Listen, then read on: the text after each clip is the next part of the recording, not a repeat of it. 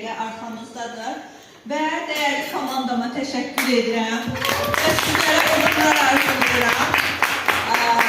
Rüya xanım çox gözəl bəyan sözlər danışdı. İstəyirəm bir balaca ona toxunum ki, hansı ki mən Pabelikə gəldikdə çox zəif, gücsüz və xəyalları olmayan bir insan idim. Çünki bilirdim ki, xəyallarıma çatacaq gücüm yoxdur.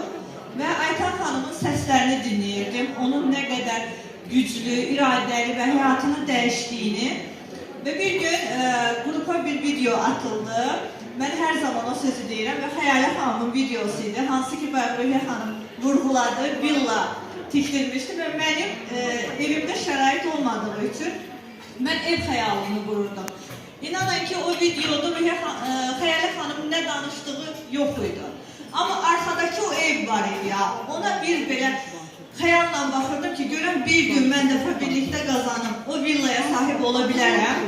Çox şükürlər olsun ki, 5 ildən sonra öz arzuma çatdım, Pabelik sayəsində. Çox sağ olun xanımlar.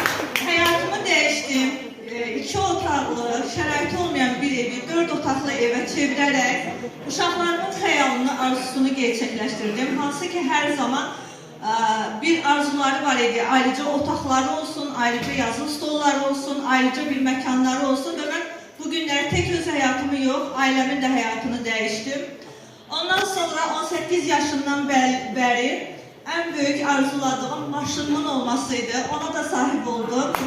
Onların hər birini Pabelik sayəsindəydi, çox sağ olun xanımlar.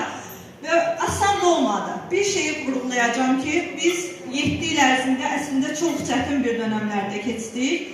Hansı ki, müharibə başladı, karantin oldu və hər kəsin evə bağlandığı bir dövrdə biz